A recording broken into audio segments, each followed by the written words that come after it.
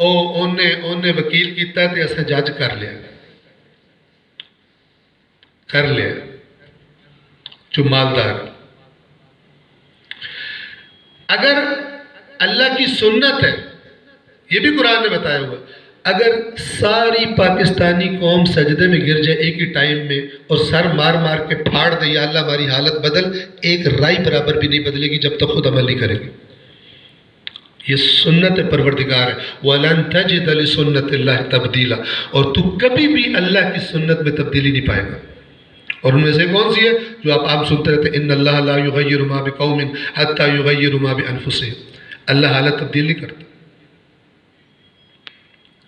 نکالیں اس پاکستان کم از کم اگلی نسل کو اس فرقہ واریت کی جنگ سے. اسلام کا کوئی تعلق ہی نہیں فرقہ واریت سے. اگر کوئی کہے مثلا میں اس میرا مسلک سے تعلق ہے، بہت اچھی بات ہے، آپ اس کو حق سمجھتے ہیں، اس فقہی مسائل کو آپ حق کریں، لیکن دوسروں کے ساتھ مل جل کے کیسے رہنا آپ نے؟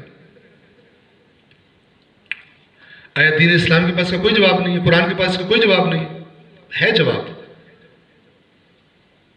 لیکن بیان کرنے والے جس طرح بیان کرنا چاہیے، چونکہ ہر مسلک کا ایک ماحول بن گیا ہے، اس میں ایک خاص مال بکتا ہے اور اسی پہ پیسے ملتے ہیں اور اسی پر چودراہٹ قائم رہتی ہے، تو پھر کوئی کچھ بیان کیا جاتا ہے.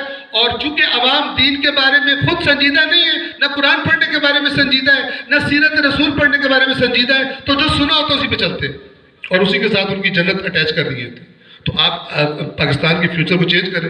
تھوڑا سا ٹائم، کتنا ٹائم آپ پڑھائی کو دے رہے ہیں؟ اس 40 50 60 سال زندگی کے لیے میکسیمم 100 سال آپ گزار لو گے. کتنا آپ ٹائم دے رہے ہو؟ آپ اسکول گئے، آپ کالج گئے، آپ یونیورسٹی آ رہے ہو، اور اس دین کے لیے آپ تھوڑا بہت ٹائم نہیں دے سکتے. میں نہیں کہہ رہا مدرسے میں داخل ہو، آپ قرآن مجید کو سنجیدگی سے پڑھیں، اپنی فکر کو وہاں سے بنانے کی کوشش کریں. اللہ کے نبی کس لیے آتے ہیں؟ لِيَقُومَ النَّاسُ بِالْقِسْطِ. قسط کا معنی کیا ہوتا ہے؟ غور سنیں. عدل اور قسط دونوں عربی کے معنی. عدل کو سادہ لفظوں میں کہتے ہیں کسی بھی چیز کو اس کے صحیح مقام پہ رکھنا، یہ عدل ہے.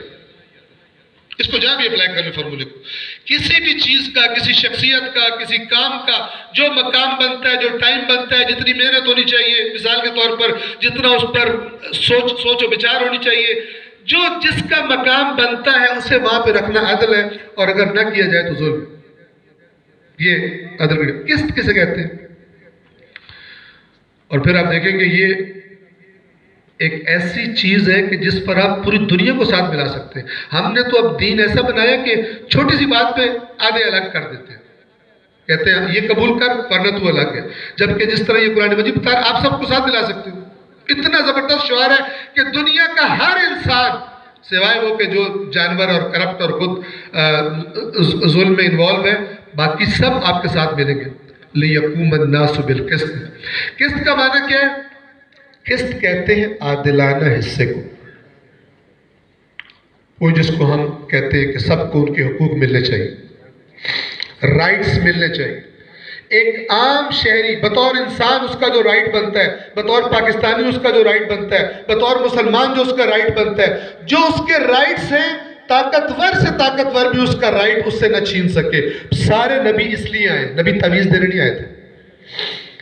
نہ نبی کہنے آئے تھے کہ تمہارے معاشرے میں جو مرضی ہوتا رہے، ظلم ہوتے رہے، بدماشی ہوتی رہے، جو مرضی تم آرام سے تسبیح پڑھو اور مسلوں پہ بیٹھے رہو اور جشن مناؤ، چھوڑو معاشرے میں جو کچھ ہو رہا ہے، اور یہ کرو گے تو تمہاری آخرت میں بخشش ہو جائے گی، ہم تمہارا ہاتھ پکڑے لے جائیں گے. یہ احمقانہ تفسیر ہے دین کی.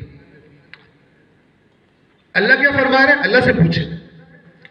لِيَقُومَ النَّاسُ بِالْقِسْطِ، تاکہ لوگ اس بات پر قائم ہو جائیں کہ جس کا جو رائٹ بنتا ہے اس کو ملے. سارے نبی اللہ نے اس لیے بھیجے. اگر رسول پاک اس لیے آئے ہیں، اللہ نے مجھے کہا کہ میرے رسول کی سیرت تیرے لیے اسوہ حسنہ ہے. اگر میں ادھر سے آنکھیں بند کر اور یہ 12 یا 17 ربیع الاول مناؤں اور کہوں کہ کمپنسیشن ہے، تو میں احمق. توجہ فرما رہے ہیں؟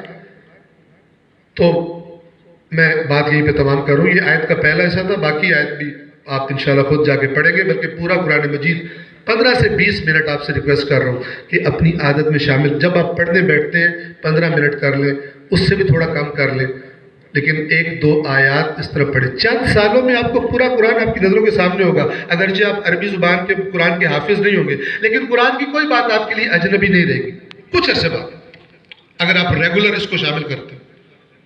اور جتنا جلدی کر لیں گے اتنا آسان ہے، جتنا ڈیلے کریں گے آپ کا دماغ اور چیزوں سے بھر جائے گا، آپ کی عادتیں پختہ ہوتی جائیں گی، اور پھر یہ کام مشکل سے مشکل تر ہوتا چلا جائے گا۔ اللہ تعالیٰ سے دعا ہے پروردگار عالم،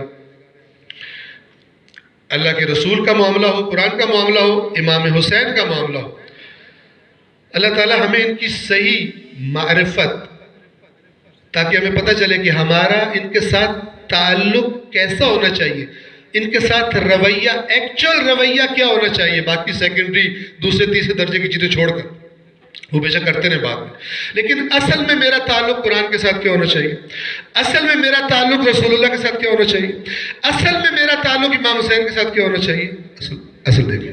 اور اس کی پہلی جگہ خود قرآن مجید ہے، وہاں سے پہچانے کہ کیا آداب ہوتے ہیں اللہ کے نمائندوں کے، کس لیے آتے ہیں وہ، آپ دیکھیں گے وادی کتنی الگ وادی ہے۔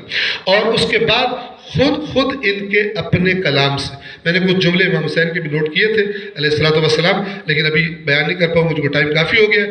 معروف جملے امام کے سارے خطبات میں اگر آپ دیکھیں گے، وہ خطوط جو مدینہ سے سفر کے بعد لکھے، مکہ میں جو خطبات دیے، سب کے سب کا نچوڑ یہ ہے کہ تم نہیں دیکھتے حق پہ عمل نہیں ہو رہا، باطل سے روکا نہیں جا رہا، پھر مومن کو چاہیے کہ اللہ سے ملاقات کی امید کرے، اگر ان حالات کو وہ تبدیل نہیں کر سکتا کوشش کرے، ورنہ اللہ سے ملاقات کرے، اس گندے معاشرے میں رہ کے کیا کرنا جہاں پہ حق پامال ہو رہا ہے، جہاں پہ ظلم ہو رہا ہے۔ یا کبھی فرماتے ہیں کہ اگر کوئی کسی ظالم حاکم کو دیکھے کہ جو اللہ کے دین کا پابند نہیں ہے، جو ظلم و زیادتی کرتا ہے عوام پر، اللہ کے دین کو، اللہ کی کتاب کو لفٹ نہیں کراتا، اگر وہ اپنے قول سے یا اپنے عمل سے ان حالات کو تبدیل کرنے کی کوشش نہیں کرتا، تو پھر اللہ حق رکھتا ہے کہ اس کو بھی وہی داخل کرے جہاں اس ظالم حکمران کو داخل کرے گا۔ یہ امام حسین، یہ رسموں سے تھوڑی امام حسین کو خوش ہوتے ہیں، بعض رسموں سے، ہاں اگر ان رسموں میں وہ روح، یہ رسمیں ہوں، یہ اجتماعات ہوں، روح حسینی معاشرے میں پھونکنے کے لیے ان سے بہترین چیز ہی کوئی نہیں۔ لیکن اگر ایسی باتیں کی جائے امام حسین کے بارے میں کہ کسی میں روح ہے وہ بھی نکل جائے، اس کو جنت کا ایسا ٹکٹ دیا جائے ان کے نام پر، تو پھر یہ محفل بھی گویا کہ اس دریا کا رخ کسی اور طرف مڑ جائے گا۔ پروردگار عالم ہم سب کو جو کچھ قرآن میں ہے، جو کچھ اللہ کے نبی نے فرمایا ہے، جو کچھ ان کے اہل بیت اطہار نے فرمایا ہے، اس کو سنجیدہ لینے کی اور اپنی شناخت کو صحیح کرنے کی، اور پھر صحیح شناخت کی روشنی میں اپنے رویوں کو صحیح بنانے کی پروردگار عالم ہم سب کو توفیق عطا فرمائے۔ آپ کا بہت سارا وقت لیا، آپ سب کا بہت بہت شکریہ، آپ سب کے لیے دعا گو ہوں۔ والسلام علیکم ورحمۃ اللہ وبرکاتہ۔